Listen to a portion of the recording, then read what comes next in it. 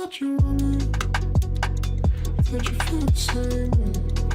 2022 is almost here, and this makes me think back on all of the releases that I was anticipating in for the 2021. Now it's safe to say that 2021 was a good year for games, even though there were no game that definitely took that Game of the Year title. Now sure, many may argue that Resident Evil Village, Ratchet & Clank Rift Apart, Returnal or It Takes Two were their own choices, but we can all agree that there was no one particular game in 2021 that was a guaranteed winner. By comparison, back in 2020, The Last of Us Part 2 or Ghost of Tsushima were the obvious winners for the Game of the Year. Or in 2019, Death Stranding or Sekiro Shadows Die Twice were the obvious choices. Back in 2018, Red Dead Redemption 2 and God of War were the masterpieces of that year. Now, I've never been as excited as I am now for the 2022. The year just looks jam-packed full of releases that are going to blow my mind. And there are games that I've been waiting for since so long. Just like last year, I'm going to list down the games that I'm most anticipating. Don't say it's over. Before I begin into the actual list, some games that I'm interested in that won't likely make the cut in 2022 are what I should mention beforehand. It's also important for me to clarify some of these games I'm very much interested, but not necessarily that I'm seriously looking forward to.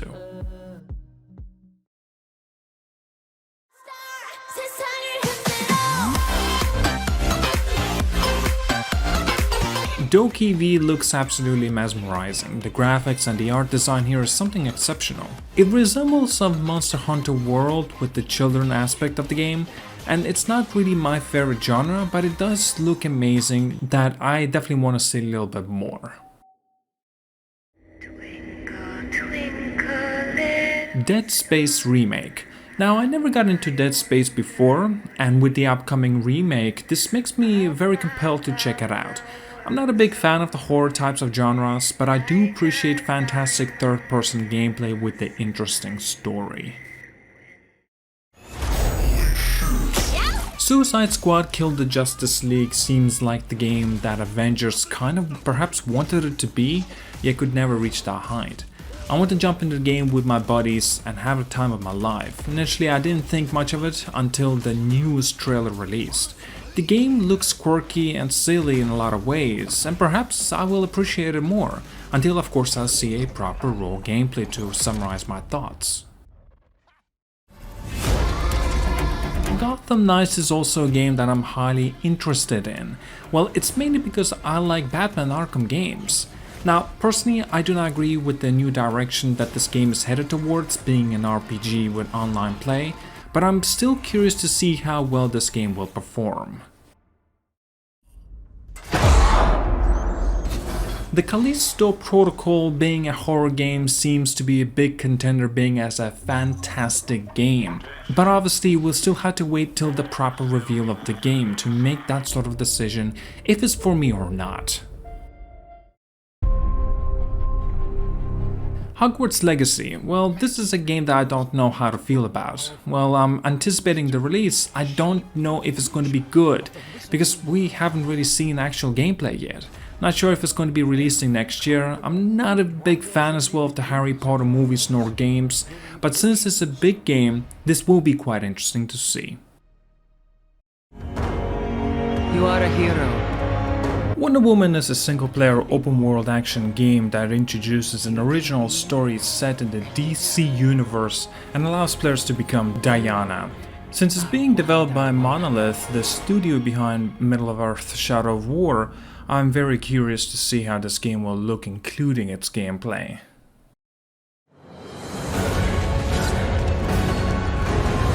Lies of P is an interesting game that perhaps looks very similar to Bloodborne.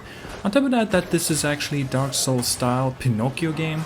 I'm very curious to see this final product, and hopefully it's going to be something special.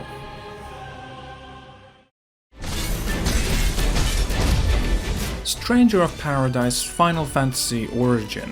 It's an upcoming action role-playing game developed by the Team Ninja. Since we're talking about Team Ninja Studio, I'm very confident that will be a great Souls-like experience, since they were the ones that developed Neo and Neo 2. We already played this game multiple times from the free trials versions, and personally I have very much enjoyed them.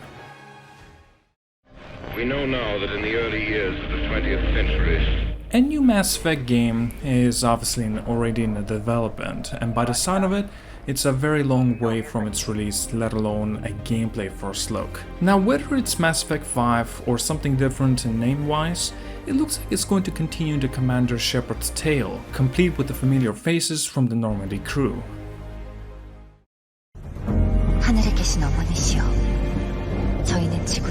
Project Eve is an action game, which was clearly inspired by the likes of Bayonetta, Devil May Cry, and with more edgy genre.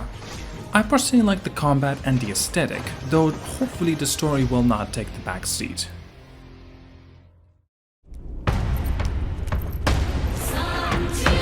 Black Myth Wukong became so incredibly popular due to its Souls-like style, setting and graphics, garnering tens of millions of views in its first days of gameplay trailer release.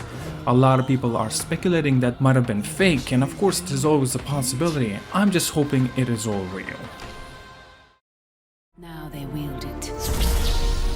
The Knights of the Old Republic remake for Star Wars games seems to be something that I will be interested in. But just because it is loved by many of the original game doesn't mean that I will love the game, since I actually never got to play an original KOTOR.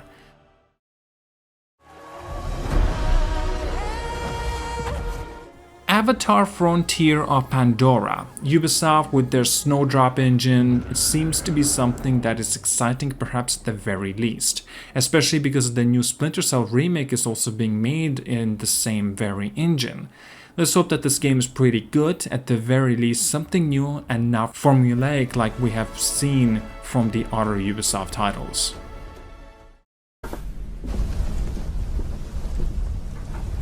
Starfield. You know I was already gonna mention this game. This is the first original new IP that Bethesda is releasing in ages and coming November the 11th, 2022. Of course, I'm interested, however I still think I need to see a little bit more about this game and hopefully it does live up to the hype.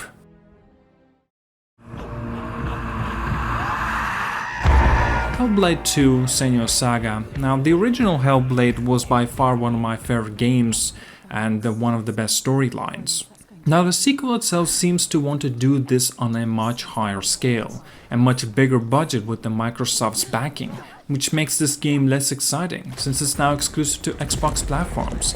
So I'm not sure how this game is going to turn out, but I do trust in Ninja Theory and their judgment as a studio. Oh man, speed up! I also can't wait for the next generation of upgrades for Grand Theft Auto 5, also the upgrade for The Witcher 3 Wild Hunt, including Cyberpunk 2077. There's also an Uncharted Legacy of Thieves collection that is going to be coming out on PC as well. I can't wait to see how these games look and perform on a PC and a PlayStation 5 with full capabilities. To revisit these titles, it's going to be a treat. I guess I should perhaps give an honorable mention of, it's kind of ridiculous, but Grand Theft Auto 6. Though we never know that is this game even coming out. I mean, if it's going to be announced, then fall of 2022 might as well be it, even though that is somewhat unrealistic. But I would still be very curious.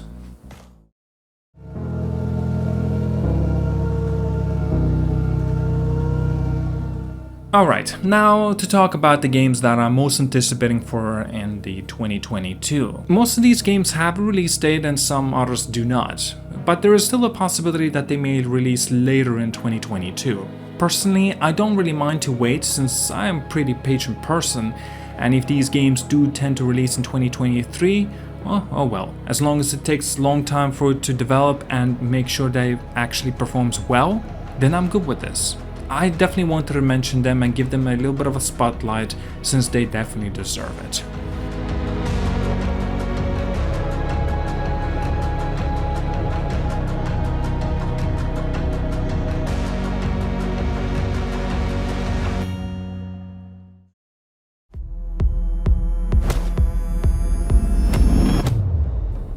Sifu looks like a true martial arts game. It looks and feels exactly like a hallway fight scene from a proper martial arts film. The game seems to have tight controls and it seems to give a freedom on how you choose to tackle your enemies. I mean, of course you're gonna have to fight them, but the way you fight them is completely up to you. I hope that this game gives me a lot of action sequences, and that is exactly what has been advertised so far.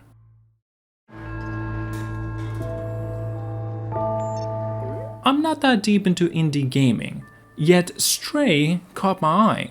A cyberpunk world in which you play as a literal cat. Who wouldn't want to play this game, I mean? It just seems like a kind of game that will give you tone of an emotion and thought-provoking content. If nothing else, I would still love to play as a cat nevertheless.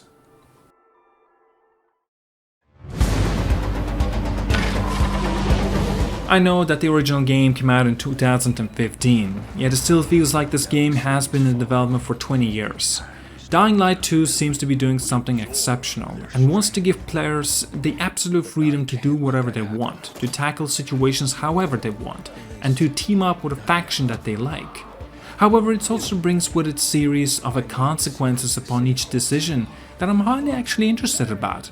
Aside from that, a smoother parkour system, a much better combat system is what intrigues me to this game. The knights in this game are going to be absolutely terrifying with a new graphics and lighting system. Now, to be honest, I'm not sure if I'll be playing this game as soon as it comes out, since I didn't find the first game that great for me, but I'm definitely going to have my eyes open.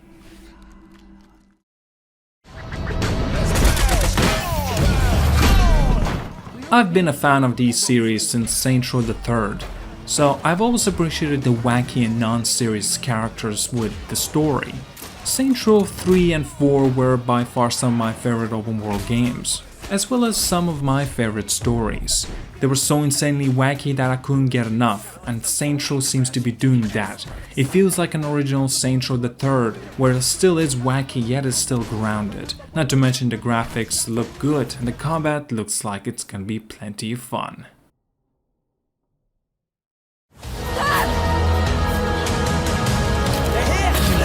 The original Plague Tale game, now I can't say that I did not cry while playing it. It started out a bit slow and let the characters marinate with you as the player. But throughout the game you genuinely begin to care about these characters and what happens to them. It seems like a Plague Tale Requiem is trying to do that, but on a much bigger scale. It's almost the same case as it is with the Hellblade, where the original game was emotionally resonant but a small of the conjust experience. This, on the other hand, seems like a gigantic story, with our favorite characters returning and a story that will impact us emotionally. Where on earth is this? At first when I saw this, I thought Forspoken was going to be just another Square Enix game, with the usual corny action-adventure game. Though the more they've shown, the more excited I've gotten for this game. The movement, the world seems absolutely breathtaking, the way the characters flow all over the screen throughout the map. Absolutely breathtaking. There just isn't much else to talk about this game aside from the movement and combat system, which seems like it may be a mix of third-person action-adventure game as well as a shooter game, something perhaps similar to an Uncharted but far faster rate.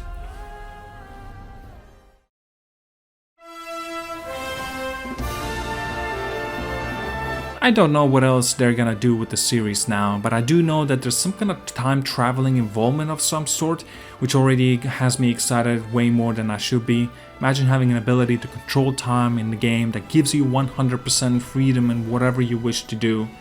This is a game that I'm highly excited for. It may not come out though in this year, but perhaps in 2023. All I do know is that it was confirmed and it is in the development.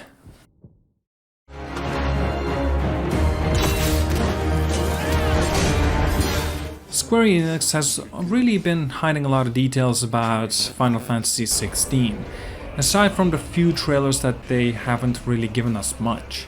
Though leaks have said that it may come out in 2022, so I'm highly excited for that. Final Fantasy XV was an extremely different game than what had come before, so I'm just really excited to see where they can take the combat system as well as the exploration and the open world aspects. I actually hope it's going to be somewhat similar in terms of the combat of the Final Fantasy VII Remake. I just want more freedom, a bit more from the combat in terms of the tightness and movement.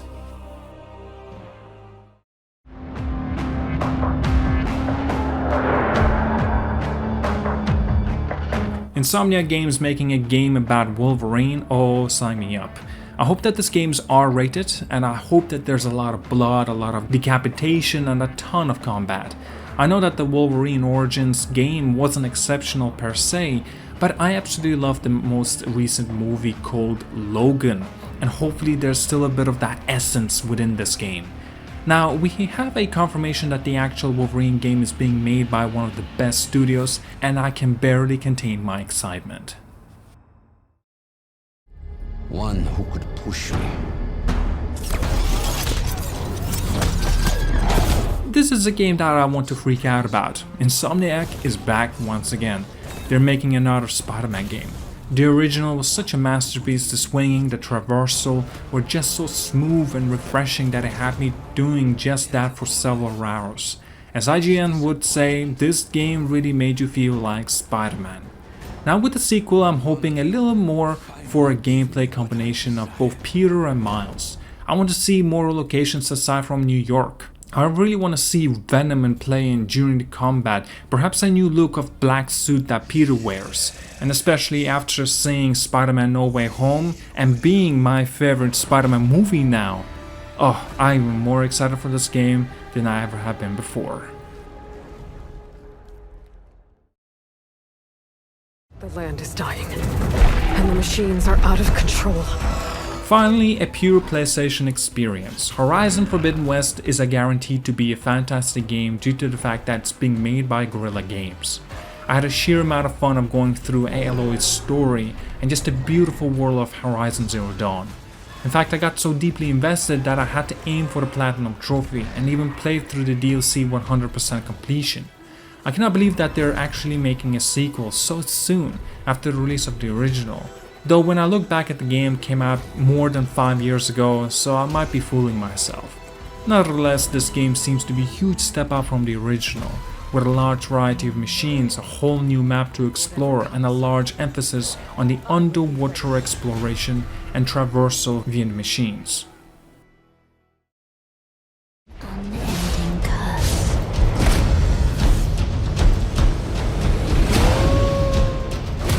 The relationship I've had with From Software is a deeply personal one.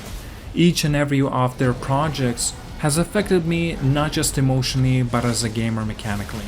I've learned how to play hack and slash by devoting my time and energy fighting the same bosses and the same enemies again and again, dying again and again in these games. As a part of the reason why I'm so excited for Elden Ring, as I completed every single one of their games to 100% Platinum Trophy beforehand. In this case of Elden Ring, the game seems to be much different beast than anything I've ever seen before from the same company. First off, this is a completely open world game. Second off, an emphasis is the weapon arts and spells to a much higher degree than ever before. And the third most exciting thing about the game is the mountain combat. The game is much larger map, a much larger world, a much larger set of enemies than we ever gotten before. I cannot wait to deep dive into this as soon as it releases on February 25th. For all of us.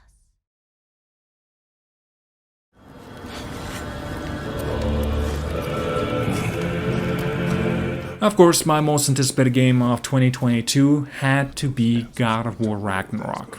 God of War has been a franchise that I've followed ever since I was a little kid. Not sure if I even legally allowed to be played these games, and yet I did anyways. Still, they're some of the fondest memories I have. As God of War 3 ended, I thought I would never be able to experience that same epiphany again. However, Sony Santa Monica finally gave us God of War once again in the Nordic world in 2018, and it was an experience worth waiting for. God of War 2018 touched me so emotionally that I have not been able to forget each and every single story beat within the game. Not to mention the revamped gameplay that had me on the edge of my seat during each enemy encounter. God of War Ragnarok seems to be wanting to do just that, but on a much grander scale. This time around we're going to have access to more worlds to explore and a huge amount of enemy variety as compared to the one before. That's one thing that people complained about God of War. that there wasn't enough enemy variety. Now, Sony Santa Monica has heard our calls and is giving us the exact thing we wanted. Not to mention the long-awaited arrival of Thor into the mix makes for an extremely anticipated game for me personally. The story beats that were left incomplete in God of War are going to be focused on the sequel. I just absolutely cannot wait for the sequel to come out, and I'm hoping for a release date sometime soon. All in all, as I mentioned, 2022 seems to be one of the biggest years in gaming history. We literally got a good game releasing every single month. It seems like 2022 is going to be full of surprises. Let me know down in the comments below what are your most anticipated games for 2022. So make sure to leave a like and subscribe, hit that notification bell for the reminder on every upload that I make. Please consider supporting me on my Patreon to see these sorts of special videos earlier, including with the extra additional rewards. And check out my playlist of all the special videos that I have already released. I'm very proud of them, and do let me know what you think of them. Have a happy new year, and I will see you all in 2022.